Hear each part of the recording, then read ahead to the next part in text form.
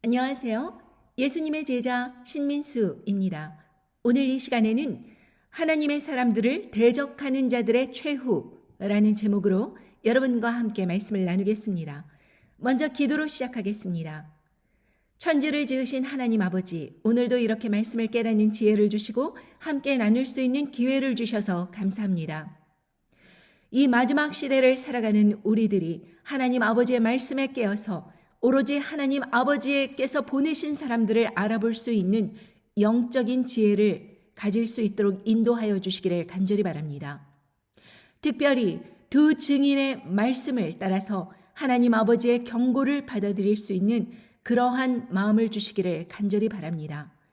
저희들의 모든 삶이 하나님 아버지께 영광을 돌리는 그러한 삶이 되기를 간절히 바라며 이 모든 말씀 우리 주 예수 그리스도 이름 받들어 간절히 기도드리옵나이다. 아멘. 여러분, 이 세상에는 두 종류의 사람들이 있습니다. 하나님의 사람들과 세상에 속한 사람들, 즉 사단의 사람들입니다. 그러나 우리는 그 볼더라인의 사람들도 있다고 착각하는 경향이 있죠. 그러나 하나님 눈에는 하나님께서 선택을 하시고 끝내 천국에 들이실 천국 백성들과 그렇지 않은 자들, 이렇게 구별되어지는 것입니다. 우리는 하나님 아버지께서 선택하신 사람들을 알아볼 수 있는 눈이 필요한 것이죠. 이 세상의 많은 사람들이 자기가 하나님의 선택을 받았다, 자기는 하나님의 사역을 한다, 이러고 주장을 하고 있지만 과연 하나님께서는 그렇게 생각하실까? 그것이 생각이 중요한 것이지 그 사람들이 자기 자신들에 대해서 생각하는 것은 그다지 중요하지 않다. 그 말씀을 드리는 것입니다. 문제는 하나님의 사람들을 알아보기에 우리가 영적인 눈을 갖고 있지 않다면 그것은 굉장히 어려운 일이다라는 것을 여러분들에게 말씀드리는 것입니다. 예수님께서 하나님의 아들로서 이 세상에 오셨지만 사람들의 눈에는 그가 그냥 목수였습니다. 가난한 사람이었습니다. 아무것도 없는 사람이었습니다. 신학적인 지식도 없는 사람이었습니다. 그래서 세상 사람들은 예수님을 십자가에 달아놓고도 자신들이 어떤 사람을 향해서 어떤 짓을 하는지 전혀 경각심을 가지지 못했고 깨닫지 못했습니다. 심지어 제자들조차도 예수님께서 부활하시고 난 다음에 낙담해 있는 제자들을 찾아오셔서 성경에 예언된 말씀과 또 그렇게 돼야 될 그 모든 상황을 연결시켜 설명해 주셨을 때 그때서야 비로소 제자들은 깨달아서 영안이 열려 예수님을 알아보았다고 하셨습니다. 그러니 이렇게 깨닫는다는 것은 그만큼 어려운 일입니다. 우리가 하나님의 사람들을 알아볼 수 있다면 그 사람들이 말을 전하는 것을 우리가 들을 수 있을 것이고, 즉 하나님의 말씀을 직접 듣는 것과 마찬가지라는 것입니다. 구약에 보면 이스라엘 백성들은 자신들이 하나님의 선택을 받은 사람이라서 굉장히 거룩한 백성이라고 스스로 생각하였습니다. 그러나 에스겔서에 나타난 바에 의하면 하나님 아버지께서 이스라엘 백성들의 정체성에 대해서, 이스라엘 백성들이 하고 있는 그 현재 상황에 대해서 정말 가증하고 행음하는 자로서 표현하신 것을 볼 수 있습니다.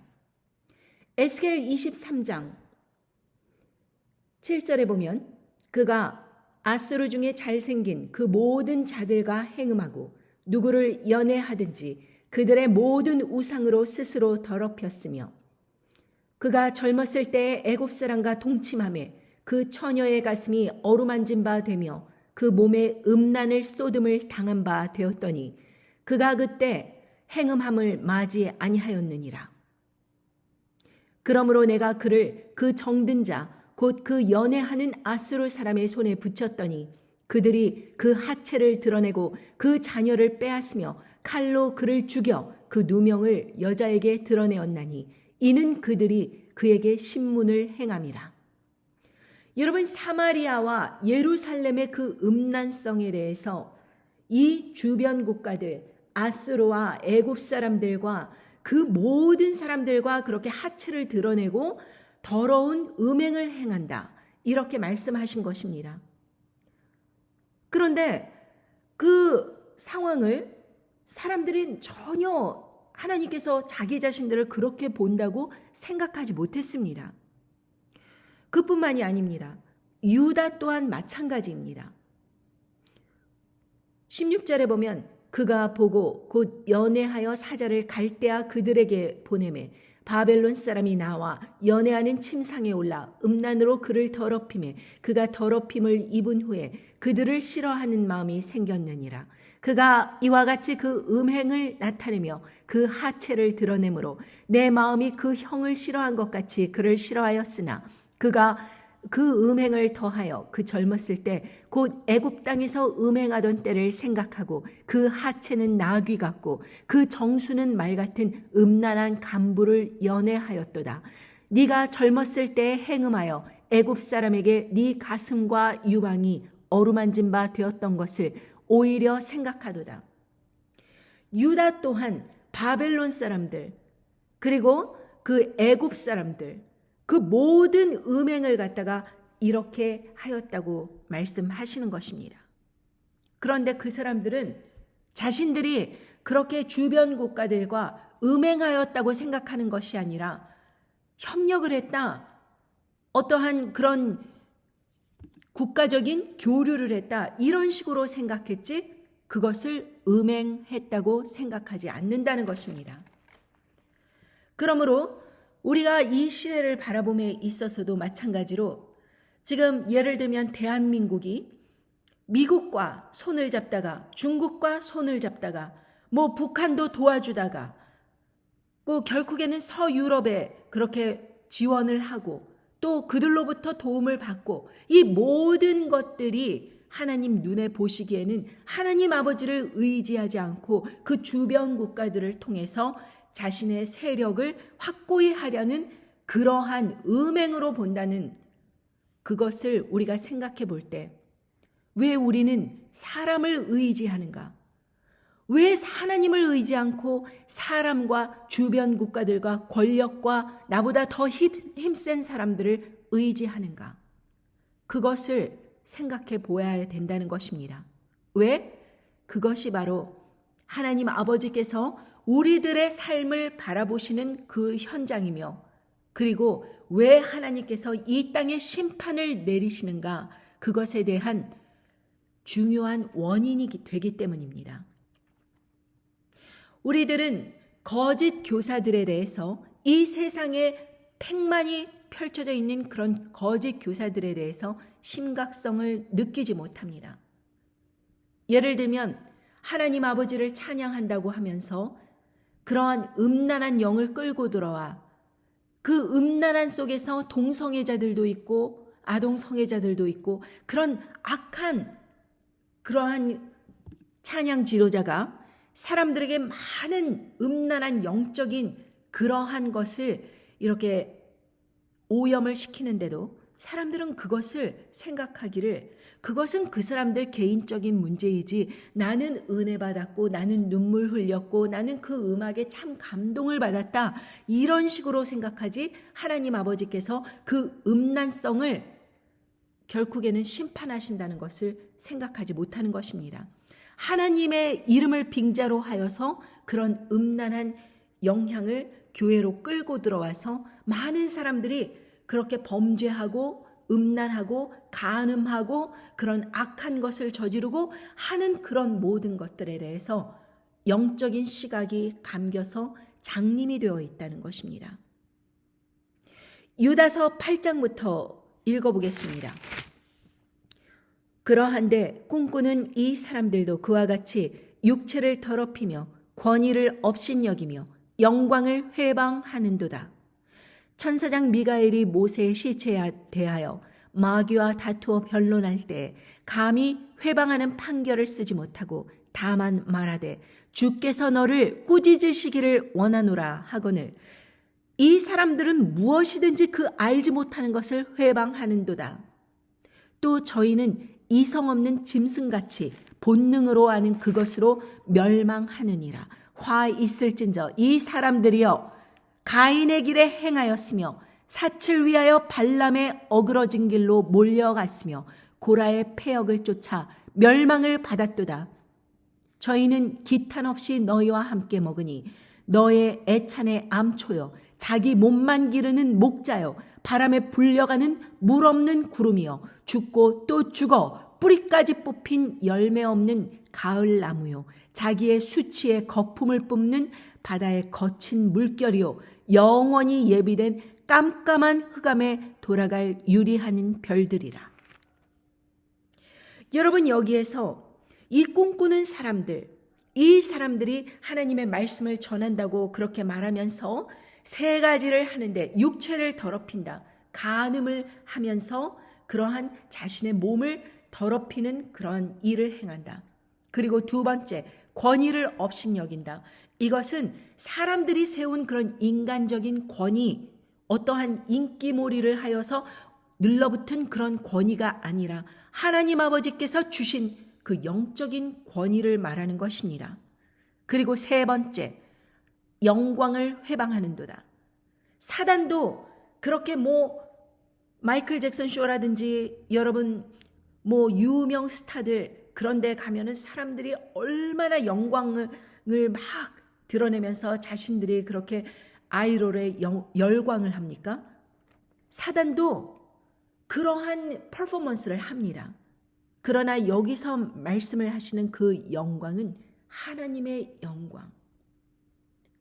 하나님의 영광. 모세처럼 광야에서 40년 동안 그렇게 하나님의 훈련을 받았지만 하나님의 사람으로 온전히 쓰는 그러한 한 사람을 훈련하시는 그 하나님의 영광, 진리를 드러내는 하나님의 말씀, 그 영광을 말씀하시는 것입니다. 그 영광을 회방하는도다. 어떻게요?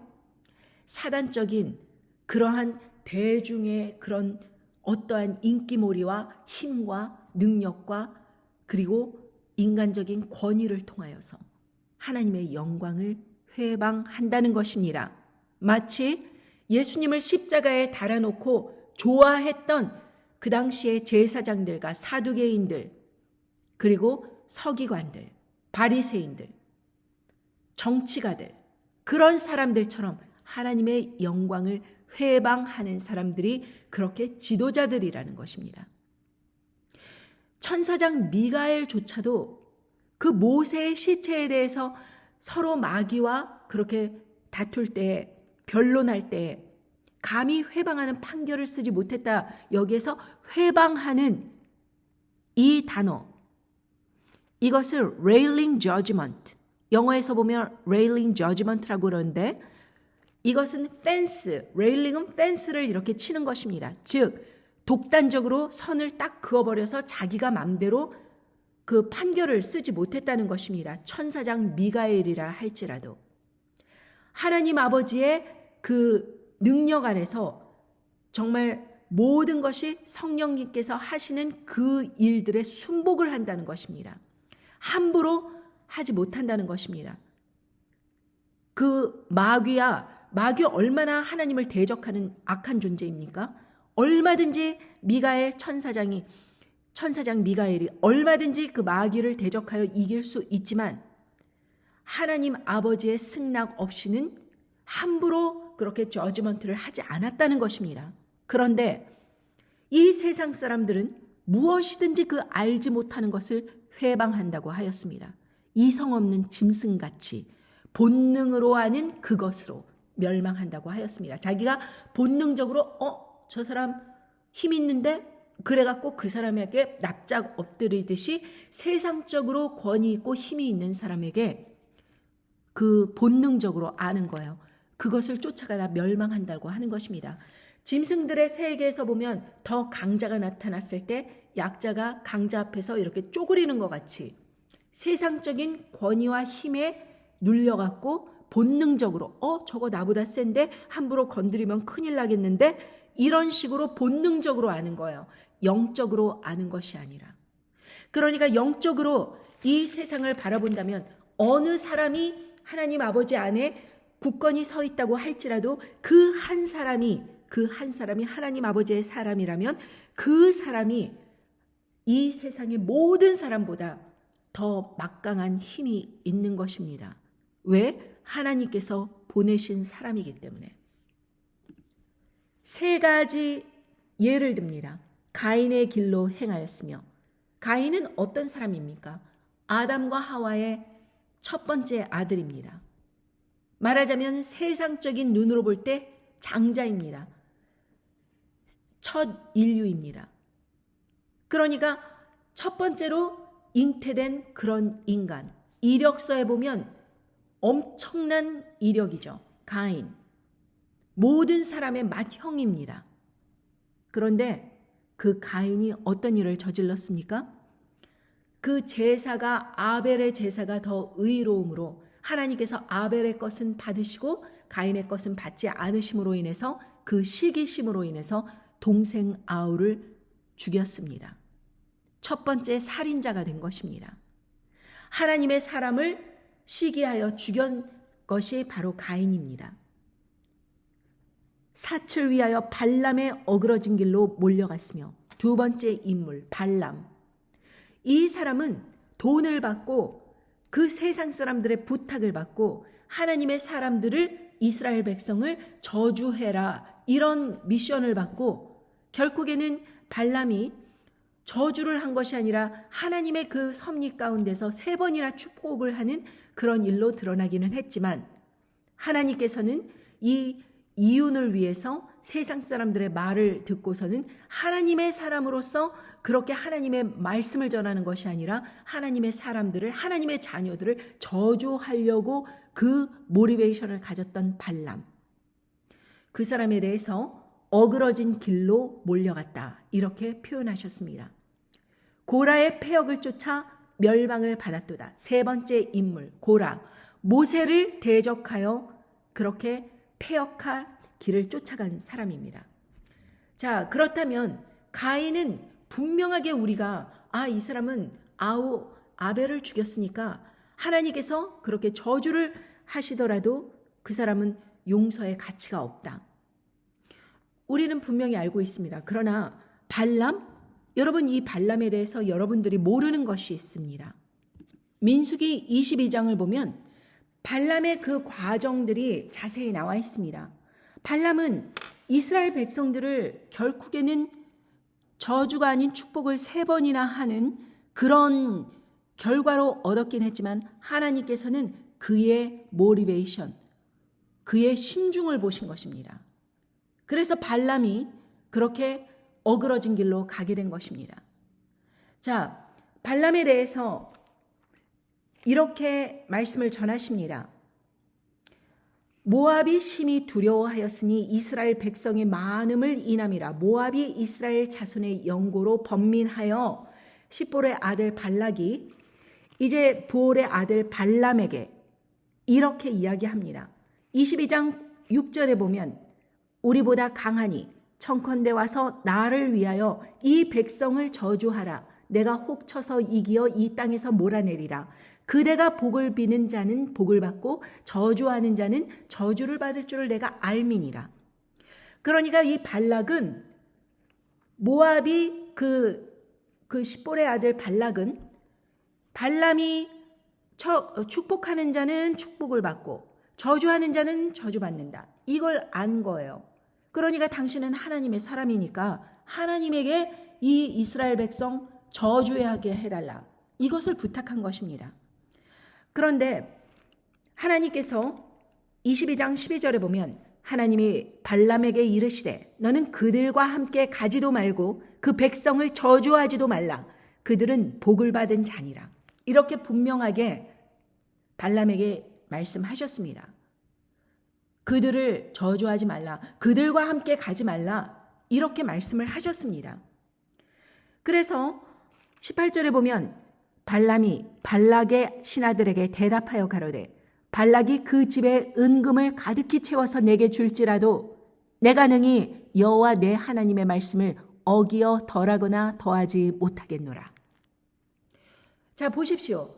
하나님의 말씀을 어기거나 덜하거나 더하지 못하겠다. 난 하나님의 말씀을 따를 것이다. 이렇게 거절을 한 것입니다.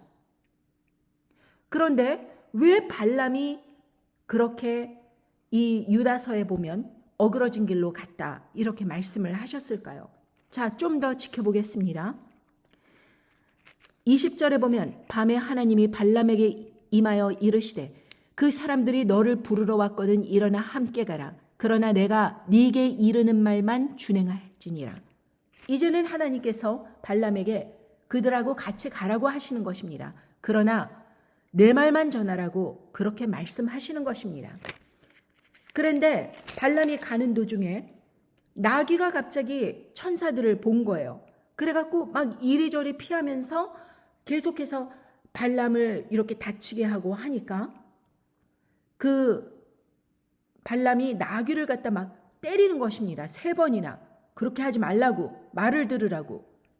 그러니까 22장 28절에 보면 여호와께서 나귀 입을 여시니 발람에게 이르시되 내가 네게 무엇을 하였기에 나를 이같이 3번을 때리느뇨.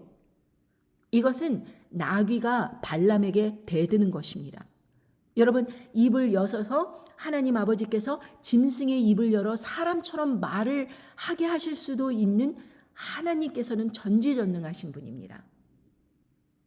여러분, 우리가 그 방언하는 것에 대해서 그것이 말이 안 된다, 어떻게 그럴 수가 있느냐 여러 가지 말로 하는데 하나님께서 하나님의 사람들에게 만약에 하나님의 말씀을 그렇게 전하기 위해서 비밀을 그 방언을 통해서 말씀해 주고자 하신다면 얼마든지 그 사람의 입을 열어 방언을 말씀해 하게 하시고 그 사람의 심령의 속에 그 모든 것을 성령님께서 그를 위하여 대신 강구하게 해주실 뿐만 아니라 하나님 아버지의 지혜를 깨달아 성령님께서 하나님의 말씀을 받을 수 있는 그런 커뮤니케이션, 언어 소통을 할 수 있도록 그 사람을 위해서 방언을 열어주실 수 있으신 분은 하나님 아버지십니다. 나귀의 입도 여실 수 있으신 하나님 아버지께서 하나님의 사람들에게 언어를 주실 수 없습니까? 이것에 대해서 의심을 갖는 사람들은 머리로 하나님을 믿는 것이지 이 가슴으로 성령님 안에서 믿는 것이 아닙니다. 다시 돌아와 발람이 나귀에게 말하되 네가 나를 거역하는 영혼이 내 손에 칼이 있었다면 곧 너를 죽였으리라. 그랬더니 여기에서 드디어 천사가 발람의 눈을 열어서 그 존재를 드러냅니다. 그랬을 때 그 발람이 자기가 이제 머리를 숙이고 엎드렸습니다. 그때 33절에 이렇게 말씀하십니다.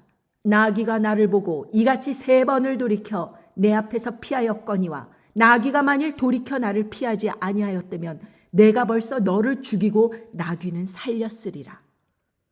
이렇게 천사가 이야기를 하는 것입니다. 여호와의 그 사자가 그렇게 왜 나귀를 3번이나 때렸느냐 하시면서 이렇게 말씀을 딱 전할 때 그때 발람은 깨닫고 뉘우치며 회개했어야 됩니다. 그렇지 않습니까? 오죽했으면은 이 가는 길을 막았겠어요. 나귀를 계속 이렇게 막으시면서. 그런데 발람은 끝까지 갔습니다.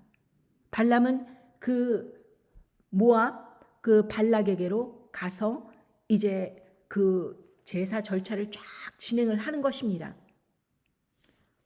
발락이 37절에 보면 발락이 발람에게 이르되 내가 특별히 보내어 그대를 부르지 아니하였느냐 그대가 어찌 내게 오지 아니하였느냐 내가 어찌 그대를 높여 존귀케 하지 못하겠느냐 발람이 발락에게 이르되 내가 오기는 하였으나 무엇을 임의로 말할 수 있으리이까 하나님이 내 입에 주시는 말씀 그것을 말할 뿐이니라. 아주 말로는 하나님의 말씀만 전하겠다 이러고 하면서 41절에 보면 아침에 발락이 발람과 함께하고 그를 인도하여 바알의 산당에 오르매 발람이 거기서 이스라엘 백성의 진 끝까지 보니라. 여러분 벌써 이 발람의 그 심중에는 웬만하면 발락이 주는 그 금은 보화를 좀 받고 하나님이 허락하셔서 좀 발람에게도 돈을 받고 하나님의 일도 하고 뭐 매부 좋고 의 좋고 뭐 이러면서 이렇게 하려고 하는 모티베이션이 있었기에 바알의 산당에 오른 것입니다. 하나님의 말씀을 전한다고 하면서 바알의 산당에 왜 올라요? 그래서 23절에 보면 발락이 발람의 말대로 준비한 후에 발락과 발람이 매단에 수송아지 하나와 수양 하나를 드리니라. 딱 이렇게 제사도 딱 준비한 것입니다.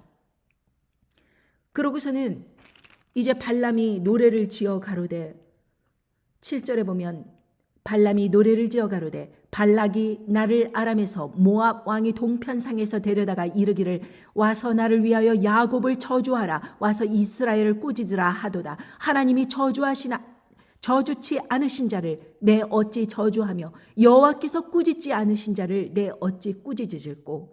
내가 바위에서 그들을 보며 작은 산에서 그들을 바라보니 그 백성은 홀로 처할 것이라.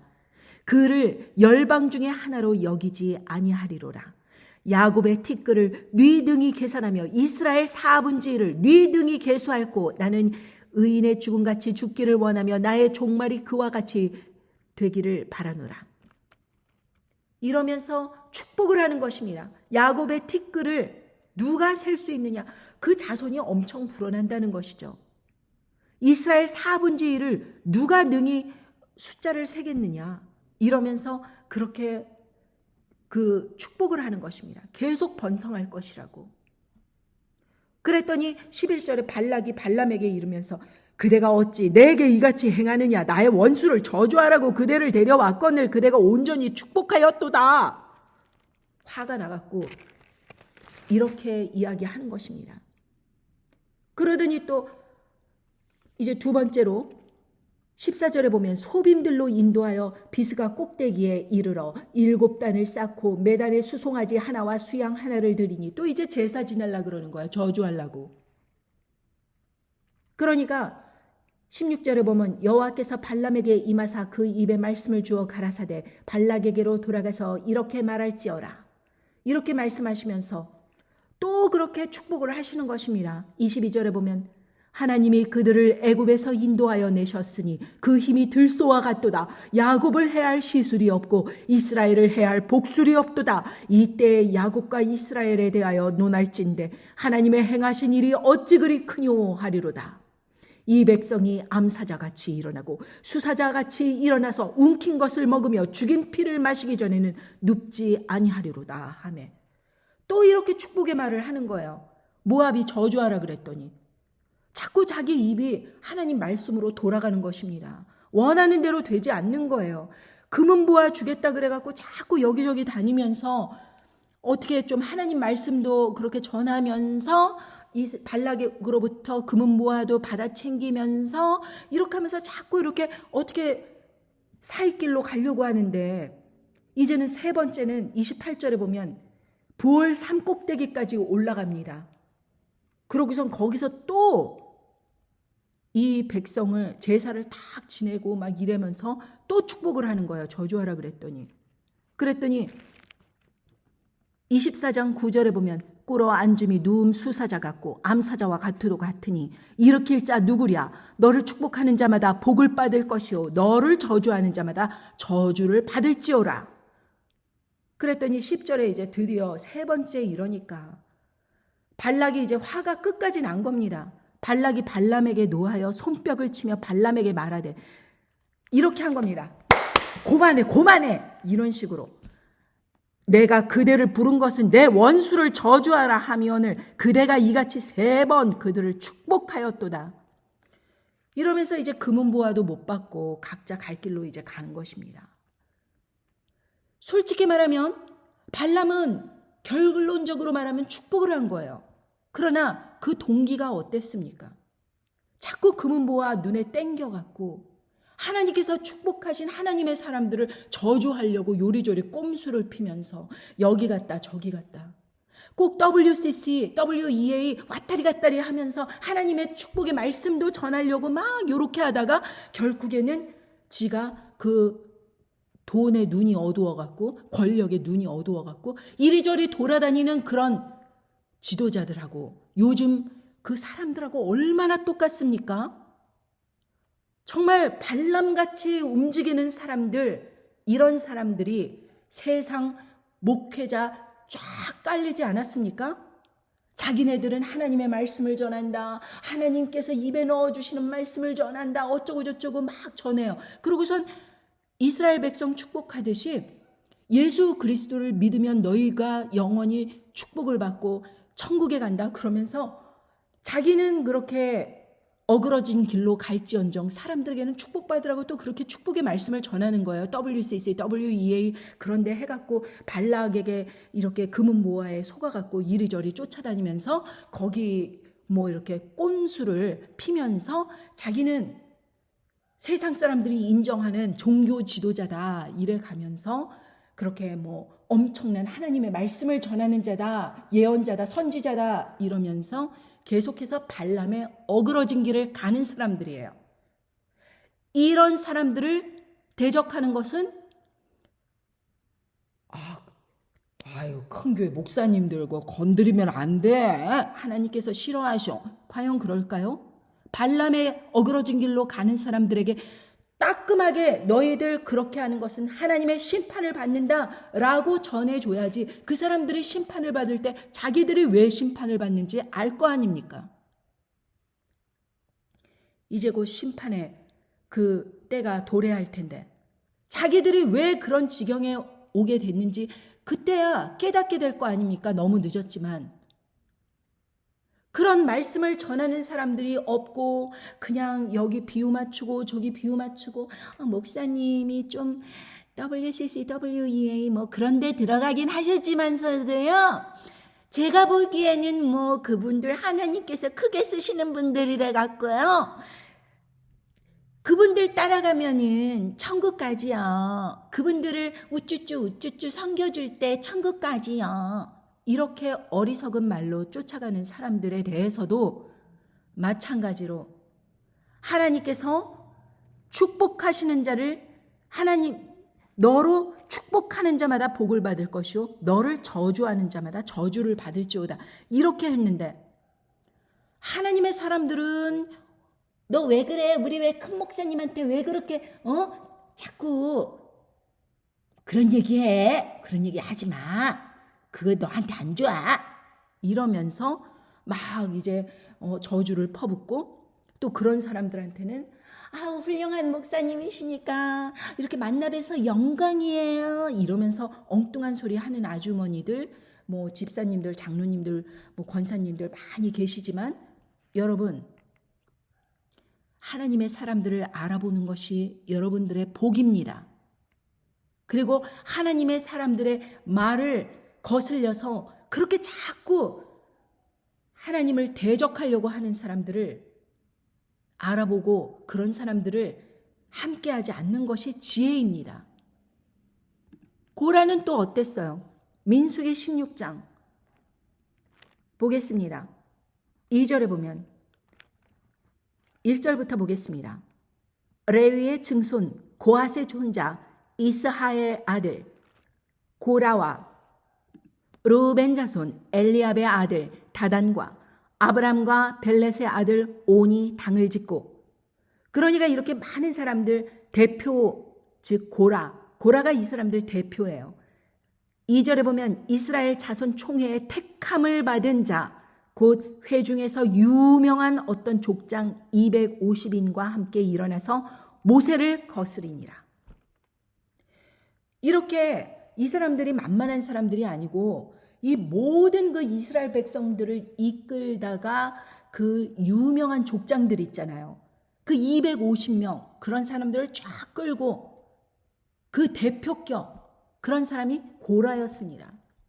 그러니까 모세는 하나님의 그 말씀을 받아서 사람들에게 전하는 그런 혼자서 사역을 하는 사람이나 마찬가지예요.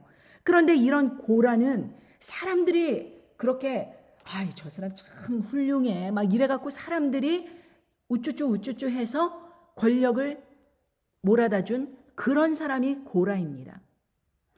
사람들의 인기몰이를 하는 사람 고라의 그런 대표격인 그런 유명한 족장들 250인 딱 있고 모세와 아론은 저쪽에 딱 있고 그야말로 낙동강 오리알. 모세와 아론을 쫓아가는 족장은 하나도 없는 것 같이 그들이 모여서 모세와 아론을 거스려 그들에게 이르되 너희가 분수에 지나도다. 회중이 다 각각 거룩하고 여호와께서도 그들 중에 계시거늘 너희가 어찌하여 여호와의 총회 위에 스스로 높이느뇨.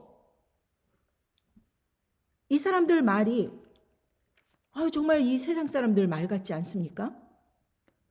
이 다 거룩하고 여호와께서 다 그들 중에 계시다. 틀린 말 아니에요. 이스라엘 중에 계시죠.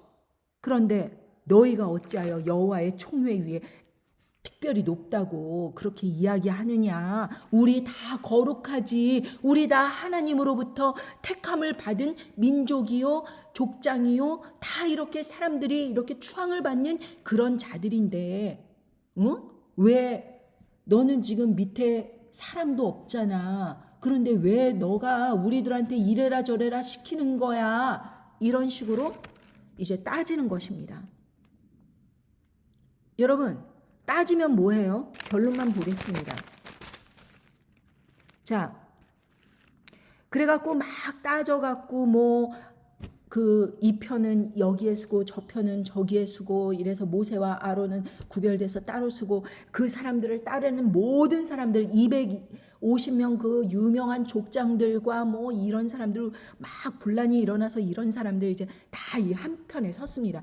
정말 그 광경을 딱 생각해 볼 때 여기 2명 서 있고 여기 다 다수가 다 서 있어요. 그런데 민수기 16장 31절 이 모든 말을 마치는 동시에 그들의 밑에 땅이 갈라지니라. 땅이 그 입을 열어 그들과 그 가족과 고라에게 속한 모든 사람과 그 물건을 삼키매 그들과 그 모든 소속인 산채로 음부에 빠지며 땅이 그 위에 합하니 그들이 총회 중에서 망하니라.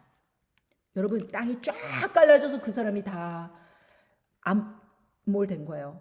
그 땅 속에 다 그냥 음부로 내려간 거예요. 그러고선 땅이 다 다시 아물어서 닫혔어요. 그냥 갑자기 벌려져 갖고 갑자기 땅이 또 다시 그 사람들 삼키고 난 다음에 닫혀진 거예요. 이 광경을 이스라엘 사람들이 다 봤을 거 아닙니까? 그러면은요, 저 같으면은 이래요. 모세와 아론을 대적하면 안 되겠구나. 모세와 아론에게 꼭 붙어야지. 막 이러면서 이러라면 이러고 저러라면 저러고 저 같으면 그러겠어요. 그런데 이걸 다 보고선도 이스라엘 백성의 그 반응이 너무 웃깁니다. 민수기 16장 41절 이튿날 이스라엘 자손의 온 회중이 모세와 아론을 원망하여 가로되 너희가 여호와의 백성을 죽였도다 하고 회중이 모여 모세와 아론을 칠 때에 회막을 바라본즉 구름이 회막을 덮었고 여호와의 영광이 나타났더라. 여러분 이 이스라엘 백성들의 반응 좀 보십시오. 자기네들 지도자 죽였다고 모세와 아론을 칠라 그랬대요. 47절에 보면 16장 47절 민수기 아론이 모세의 명을 쫓아 향로를 가지고 회중에게로 달려간즉 백성 중에 연병이 시작되었는지라. 이에 백성을 위하여 속죄하고 죽은 자와 산 자 사이에 섰을 때 연병이 그치니라. 고라의 일로 죽은 자 외에 연병에 죽은 자가 14,700명이었더라.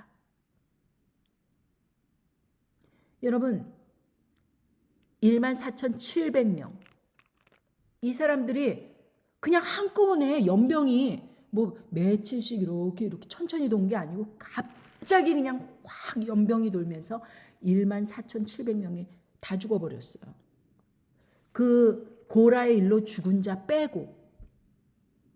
여러분 이 정도 되면 사람들이 두려워해야 될 텐데 그 후에도 그렇게 그냥 반역을 저지르려고 그러고 거역하려고 그러고 이게 바로 우리의 모습이라는 것입니다. 자기가 좋아하는 사람, 자기가 지도자로 뽑은 사람, 자기가 생각하기에 우리의 마음을 시원하게 해주면서 하나님 편에 쫓아 말하는 게 아니라 우리의 마음을 위로를 해줘요.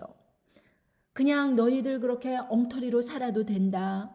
예수님만 붙잡으면은 어떤 죄든지 다 사함받고 또 죄 저지르고 또 죄 저지르고 이렇게 하고 저렇게 하더라도 그냥 죽기 전까지 그렇게 죄를 저지르면서 회개하고 하면은 결국에는 천국 가니까 걱정 말아라.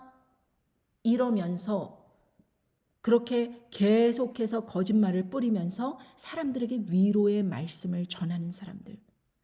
단 한 번의 거역을 위해서라도 이렇게 죽이시는데 뭘 죄를 짓고 또 짓고 그렇게 하나님의 사람들을 반역하고 또 반역하고 그런 사람들을 계속 눈 감아주시면서 아이고 용서해야지. 하나님이 그러신 분이십니까? 여기에서 보면 여러분들 눈에는 이 사람들한테는 이렇게 행동했는데 우리들한테는 다르게 하나님께서 판단하실 것 같습니까?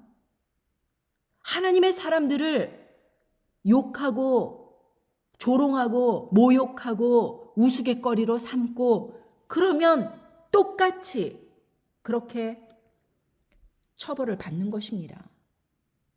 여러분, 가인, 발람, 고라 엄청난 사람들입니다. 만약에 이 사람들이 이력서를 썼다면 가인은 첫 인류의 첫째 아들이요.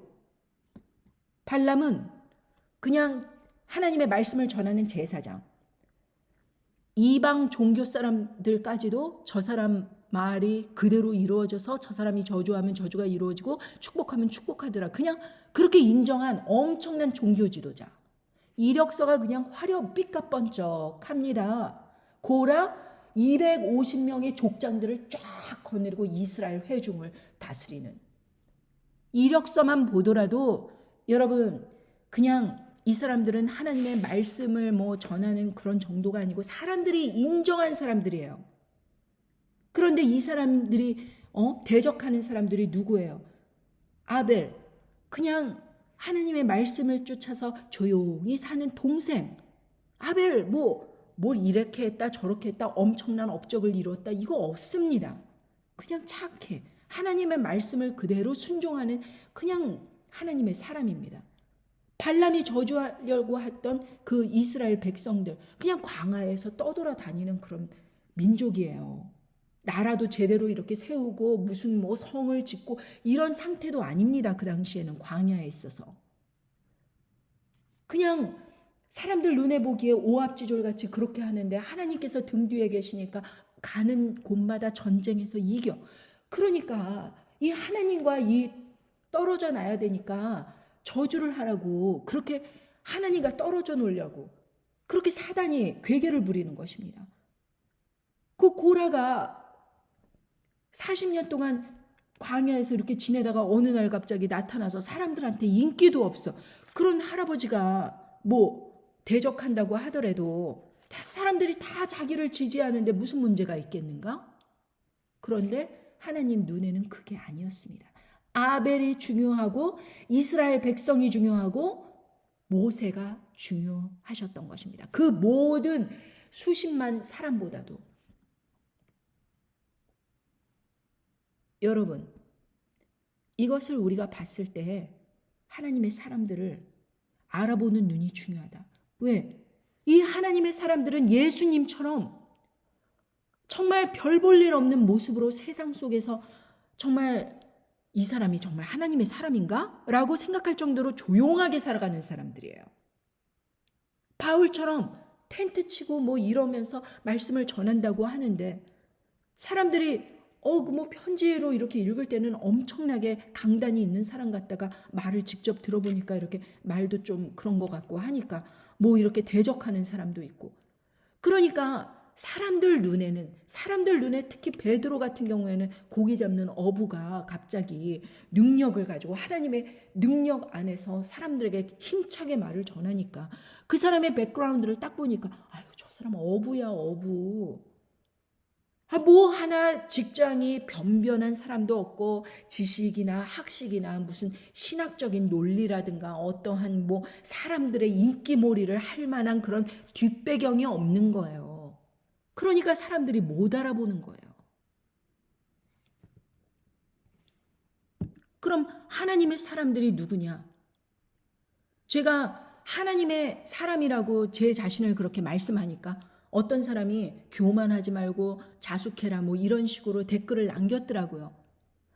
하나님의 편에 서서 하나님의 말씀을 전하는 사람들은 하나님의 사람들입니다. 세상 사람들은 그냥 자기가 이렇게 하나님의 사람들인 것처럼 위장을 하고 뭐 이러고 저러고 이야기를 하지만 결국에는 고라처럼 발람처럼 그렇게 어그러진 길로 가는 사람들이고요.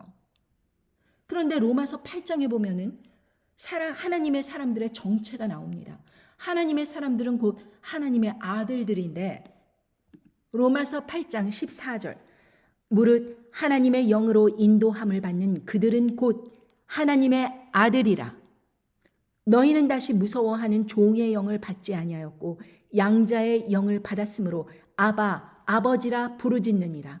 성령이 친히 우리 영으로 더불어 우리가 하나님의 자녀인 것을 증거하시나니 자녀이면 또한 후사 곧 하나님의 후사요 그리스도와 함께한 후사니 우리가 그와 함께 영광을 받기 위하여 고난도 함께 받아야 될 것이니라. 생각건대 현재의 고난은 장차 우리에게 나타날 영광과 좋게 비교할 수 없도다. 피조물에 고대하는 바는 하나님의 아들들에 나타나는 것이니 피조물이 허무한데 굴복하는 것은 자기 뜻이 아니요 오직 굴복해 하시는 이로 말미암음이라. 그 바라는 것은 피조물도 썩어짐의 종노릇한 데서 해방되어 하나님의 자녀들의 영광의 자유에 이르는 것이니라. 여러분 이게 결론입니다. 그 바라는 것은 피조물도 그 썩어짐의 종노릇한 데서 해방돼 가지고 하나님의 자녀들의 영광의 자유에 이르는 것이니라. 여기서 뭐라 그래요? 하나님의 영으로 인도함을 받는 그들이 곧 하나님의 아들이라고 하였습니다. 하나님의 아들이 뭐 저기 엄청난 사람들 지도력을 가지고 막 쫙 이끌고 뭐 엄청난 뭐 수십만 관중들이 와 우쭈쭈 우쭈쭈 이러는 사람들이 하나님의 사람들이 아니고 하나님의 영으로 인도함을 받는 그들은 곧 하나님의 아들이라. 이렇게 말씀하시는 것입니다. 그러면서 말씀하시기는 현재의 고난은 장차 우리에게 나타날 영광과 좋게 비교할 수 없도다. 피조물이 고대하는 바는 하나님의 아들들에 나타나는 것이니 우리가 피조물이지만 하나님의 아들로서 그렇게 드러나는 것이 그것이 가장 고대하는 바 현재의 고난을 받으라는 것입니다. 사람들 눈에 정말 하찮아 보이고 어려워 보이고 그러나 계속해서 증인으로서의 삶을 살면서 담대하게 사단의 종노릇하고 있는 그런 막강한 권세에 대해서 당당히 담대하게 외칠 수 있어야 된다는 것입니다. 그런데 사람들은 이 영안이 열리지 않았기 때문에 누가 하나님의 사람들이냐? 어휴 저 큰 당회장교회 목사가 무슨 하나님의 사람들이지. 그 사람들처럼 뭐 하나님께서 이렇게 뒷배경을 만들어 주셨으니까 아유 그렇게 뭐 엄청난 일을 하는 것이지. 여러분 그렇게 따지자면 저 정치가들 하나님의 사람들입니까? 많은 그 군중의 지지를 받는 지금 대세가 누구예요? 미국에서 도널드 트럼프 아닙니까? 그 사람이 하나님의 사람입니까? 사람들의 인기를 모은다고 그 사람이 하나님의 사람이라면 적그리스도는 하나님의 사람이겠네요. 여러분 하나님의 사람들은 오히려 소수입니다. 오히려 사람들이 인정하지 않는 연약함 속에 쌓인 사람들입니다. 그 사람이 왜 하나님의 사람들로 선택되느냐? 그 사람이 연약하기 때문에 그 사람 안에 있는 성령님께서 진실로 그 능력을 나타낼 때 사람들이 아는 것입니다. 저것은 저 사람에게서 나오는 것이 아니라 저 사람 안에 있는 성령님의 능력 아니면은 저 사람이 저런 말을 할 수 없지라고 알게 되는 것입니다. 그러나 말이 말로 끝나는 것이 아니라 그 사람의 말씀이 이루어지는 것이에요. 하나님의 말씀을 전했는데 그 사람의 말씀이 이루어진다.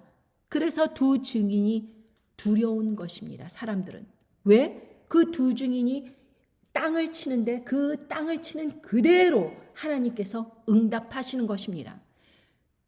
여러분, 전 3년 반에서 이제 거의 1290일, 약 3년 7개월 정도 되는데 2년 10개월쯤 됐을 때에 두 증인이 나타납니다. 그러니까 전 3년 반이 끝나기 전에 두 증인이 나타납니다. 두 증인이 나타날 때는 사람들이 부인할 수 없어요. 그 사람들이 두 증인이라는 것을. 그런데 부인할 수는 없지만 그 사람들을 싫어해요. 하나님의 사람들이라고 알고 있지만 그 사람들을 싫어해요. 왜? 땅을 치니까. 심판을 계속해서 땅을 치니까. 그러한 상황이 어떠한 상황이냐? 적그리스도가 이제 힘을 얻어서 후 3년 반으로 들어가면서 전 3년 반, 이제 3년 반이 끝나면 후 3년 반으로 들어가지 않습니까?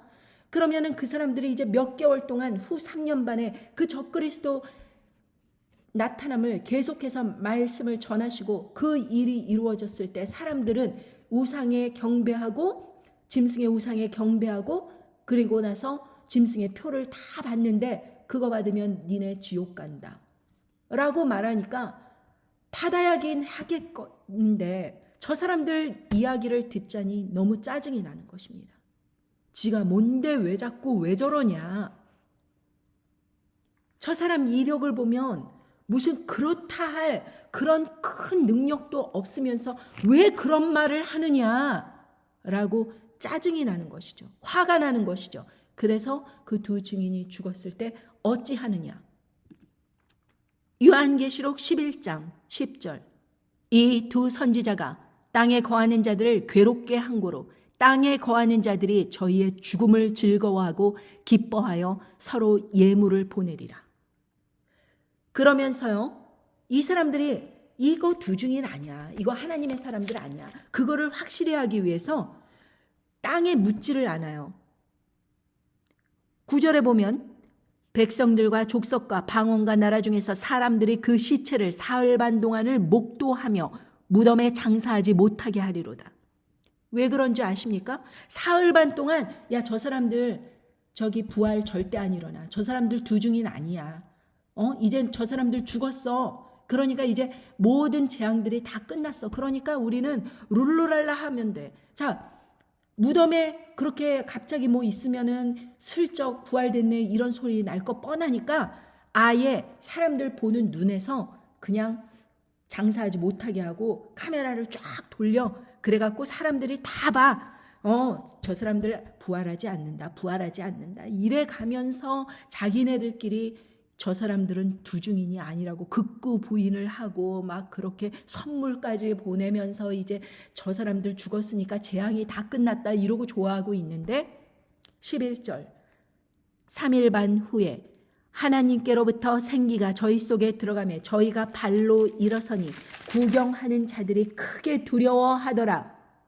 하늘로부터 큰 음성이 있어 이리로 올라오라 함을 저희가 듣고 구름을 타고 하늘로 올라가니 저희 원수들도 구경하더라. 이럴 때 첫 번째 부활이 일어나면서 그 첫 번째 부활이 영광 중에 쫙 일어나는 것입니다. 두 증인을 필두로 해서. 그러니까 성경 말씀이 이루어진 거 아니에요. 그때 되면은 다 그 짐승의 표를 받고 다 세상 사람들은 이제 환난이 끝났네 어쨌네 이제 더 두 증인 죽었으니까 이제 더 이상 그런 일 없네 이러면서 그 두 증인만 미워하고 있었는데 결론이 뭐예요? 그 두 증인 하나님의 사람들이었다. 니네 이제 죽었어. 니네 이제 다 지옥 가. 그런 것입니다.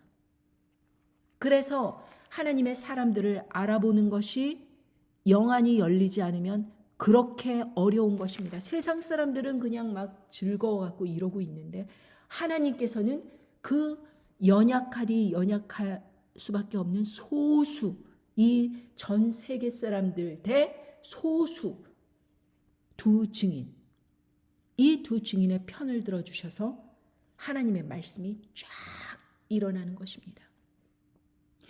여러분, 그러니 하나님의 사람들을 대적하는 것이 얼마나 위험한 일인가. 그리고 여러분께서 결코 이 모든 미혹이 왜 일어나는가? 결국에는 하나님의 사람들이 되는 사람들이, 하나님의 영으로 인도함을 받는 그 사람들은 하나님의 자녀들, 하나님의 아들이라고 그렇게 말씀하셨는데, 제가 여자지만 제가 하나님의 영으로 인도를 받으면 하나님의 아들입니다. 하나님의 자녀가 되는 권세를 받은 거예요. 하나님의 아들로서 이 세상을 살아가는 것입니다. 로마서에 그렇게 말씀하셨잖아요. 그런데 저를 사람들은 여자로 보는 것입니다. 그러나 영적으로 보면 하나님의 아들이다. 그런데 문제는 무엇인가? 사람들이 자기의 정체성을 모른다는 것입니다. 그러니까 눈을 두리번두리번거리면서 누가 더 큰가? 누가 더 큰가? 이러고 돌아다니면서 있어요. 그리고 어떤 거짓 인도자가 거짓으로 사람들을 미혹하더라도 그것에 대해서 한마디도 못하는 거예요. 왜? 하나님 사람들을 건드릴까 봐. 두려워서. 그런데 생각을 해보십시오. 자기가 만약에 하나님의 사람이라면, 진정으로 하나님의 사람이라면 하나님께서 무엇을 싫어하는지, 어떤 말씀을 하시는지 들을 거 아니에요. 아니, 아버지가 말씀 안 하시는 자녀가 있습니까? 성령님께서 말씀을 하실 거 아니에요. 내 마음속에 어떠한 감동을 주시고 어떠한 깨달음을 주실 거 아니에요. 말씀을 통해서, 성경 말씀을 통해서. 그러면은 자기의 정체성을 알 수 있는 겁니다. 아, 나는 내가 굉장히 작고 연약하고 볼품없고 능력 없고 이런 사람인데, 아, 내가 성경 말씀에 비추어 보아 내가 소중한 사람이었구나. 내가 빛과 소금을 역할을 하는 하나님의 사람으로서 살아가야 되는구나. 정체성을 알 수 있는 겁니다. 여러분도 똑같이 하나님의 사람이라면 그런 정체성 가운데 있어야 돼요. 그런데 세례 요한의 예를 들어보겠습니다. 세례 요한이 누구입니까? 세례 요한은요, 그 당시에 사람들로부터 하나님의 사람이라 다 인정을 받았습니다. 그리고 예수님께서도 심지어 7장, 누가복음 7장 27절에 기록된 바, 보라, 내가 내 사자를 네 앞에 보내노니 그가 네 앞에 네 길을 예비하리라 한 것이 이 사람에 대한 말씀이라. 내가 너희에게 말하노니 여자가 낳은 자 중에 요한보다 큰 이가 없도다. 그러나 하나님의 나라에서는 극히 작은 자라도 저보다 크니라 하시니. 아니, 세례 요한은 이스라엘 백성들도 인정을 하고 예수님께서도 사람 중에 가장 여자가 낳은 자 중에 가장 크다 인정을 해 주셨고, 그럼에도 불구하고 천국에서는, 하나님의 나라에서는 아주 작은 자라도 저보다 크다고 말씀하신 것입니다. 왜? 왜 그러실까요? 요한은 감옥에 갇혀서 이제 죽을 날을 기다리면서, 그때 당시에 분봉왕 헤롯이 동생 아내 헤로디아를 그렇게 취하여서 이 모든 간음하는 이런 일들에 대해서 용감하게 말을 하다가 결국에는 그렇게 목이 잘리면서 죽음을 맞이했습니다. 그런데 그렇게 감옥에 갇혀 있었을 때 19절에 보면 요한이 그 제자 중 둘을 불러 주께 보내어 가로되 오실 이가 그이가 당신이 오니까 우리가 다른 이를 기다리오리까 하라 하며, 저희가 예수께 나와 가로되 세례 요한이 우리를 보내어 당신께 말하기를 오실 그이가 당신이 오니까 우리가 다른 이를 기다리오리까 하더이다 하니, 마침 그 시에 예수께서 질병과 고통과 및 악귀 들린 자를 많이 고치시며 또 많은 소경을 보게 하신지라. 대답하여 가라사대 너희가 가서 보고 들은 것을 요한에게 고하여 소경이 보며 앉은 뱅이가 걸으며 문둥이가 깨끗함을 받으며 귀머리가 들으며 죽은 자가 살아나며 가난한 자에게 복음이 전파된다 하라. 누구든지 나를 인하여 실족하지 아니하는 자는 복이 있도다 하시니라. 세례 요한은 죽을 날이 이제 다가오니까 마음이 흔들렸어요. 세례 요한이 마치 엘리야처럼 막 이제 주님의 길을 예비하면서 광야에서 메뚜기와 석청을 먹으면서 평생을 살면서 그렇게 기이한 행적을 하면서 사람들에게 간절하게 뭐 돈 받고 뭐 그런 아주 치사한 그런 일 하지도 않고 그냥 하나님의 길을 예비하는 그런 역할만 맡은 그것 때문에 세례 요한이 무슨 기적 일으켰어요? 뭐 했습니까? 아무것도 안 했습니다.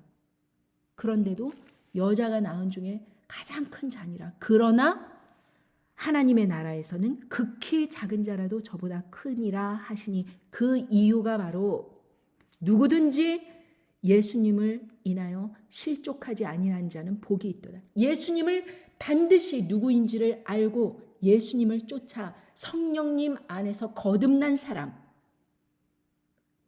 만약에 세례 요한이 성령님 안에서 거듭났다면 이러한 질문을 할 수 있을까요? 오실 그이가 당신이 오니까, 아니면 우리가 다른 일을 또 기다려야 됩니까? 이런 말을 할 수 있습니까? 할 수 없죠. 성령님으로 거듭난 그러한 상황이라면 성령님께서는, 예수님의 증거하시는 분이 바로 성령님이신데 어떻게 예수님의 정체를 모를 수가 있습니까? 그런데 우리는 예수님의 정체를 확실히 알잖아요. 우리가 부활하고 결국에는 하나님 아버지 안에서 그렇게, 만약에 이 마지막 때에 끝까지 인내하고 타협하지 아니하고 순교하고 끝까지 대항하고 휴거되고 첫 번째 부활에 참여하는 자들과 휴거하는 자들과, 이런 자들은 왕 같은 제사장의 그 자리에 앉는다고 하셨습니다. 천년 왕국에서. 그렇다면 우리는 세례 요한보다도 큰 자다. 천국에서 예수님 때문에, 예수님으로 인하여서, 예수님이 우리의 죄를 대신하여 돌아가신 그 공로로 인하여서 우리가 믿음을 받은 것 때문에 우리는 예수님께서 직접 우리를 사하시고 구원하시고 이 모든 역사가 우리 인생에서 벌어졌다면, 우리의 정체성은 하나님의 사람들로서, 결코 아무리 수만 수천 엄청난 사람이 대적한다 하더라도 두려워할 필요가 없다는 것입니다. 그러니까 순교의 자리에 담대히 나갈 수 있는 거죠. 죽음을 두려워하지 않는 거죠. 왜? 하나님 아버지께서 결국에는 부활시켜 주시고 왕 같은 제사장 자리에 앉혀주실 것을 믿고 의지하기 때문에. 결론을 다 아는 거 아닙니까? 그런데 뭐가 두려워서 늘 벌벌 떠십니까?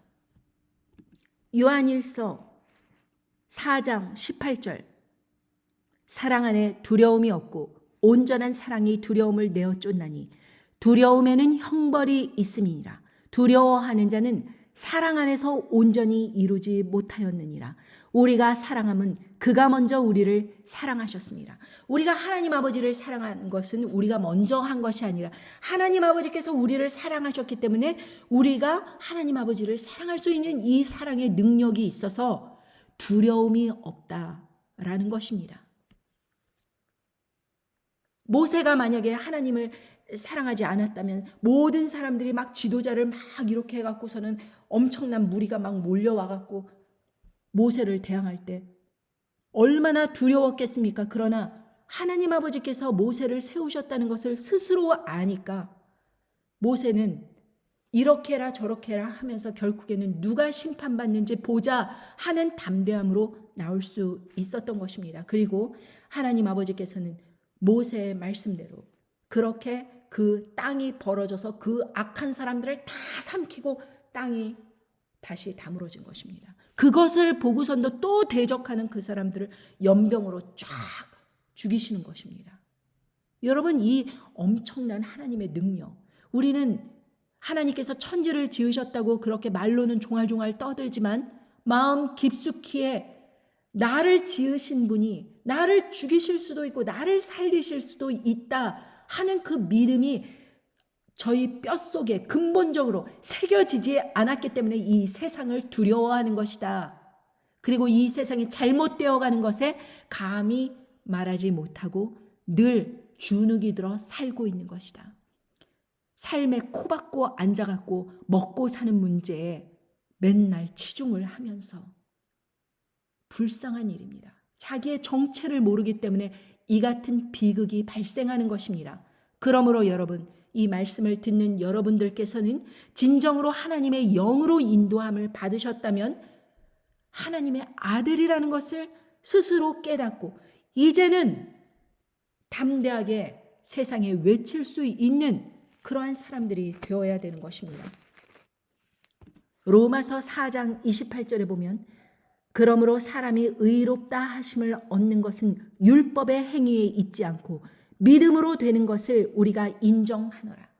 여러분, 율법 거기에 매어갖고 뭐 이게 옳으냐 그르냐 맨날 이런 초등학문에 뭐 간음이 옳으냐 그르냐, 아니 당연히 그러지 그걸 뭘 고민을 해요. 동성애가 옳으냐 그르냐 뭘 고민을 합니까? 당연한 걸 가지고 그런 초등학문에 맨날 매어갖고 2 더하기 3은 5 뭐 이딴 거나 하지 말고 그걸 뛰어넘어서 무엇이 가장 최선이며 무엇이 가장 하나님의 영광을 드러내는 것이냐, 그런 것에 골몰해 있다면 그것이 바로 믿음으로 되는 것입니다. 믿음이 있으니까 그런 것을 정말 골몰하고 그런 것에 초점이 맞춰 있는 것이지, 내가 지옥 가지 않겠다 막 이러 갖고서는 뭘 해야 되냐 말아야 되냐 뭐 어쩌느냐 말아야 되냐 뭐 여기 제사상에 어쩌고 저쩌고, 왜 맨날 그런 걸 고민하십니까? 왜 그런 걸 고민해요? 그런 건 당연히 이런 이 쓸데없는 짓거리를 왜 하고 있지? 이러면서 담대하게 나올 수 있는 거죠. 예전에 저희 부모님이 수십 년간을 불교 신자로 할머니부터 그렇게 쭉 살아왔었는데 계속 제사 지내고 뭐 새해 뭐 제사장에 절하고 이런 일들을 하는데 제가 예수님을 믿고 나서 이러면 안 되지 그냥 그렇게 생각했어요. 그리고 미국에서 공부하다가 한국에 나가서 나 제사상에 절하기 싫습니다. 그러고 한복 입기 거절하고 그냥 절하는 거 거절하고 그랬더니 막 엄청 혼나요. 그럼 혼나면 되는 거지.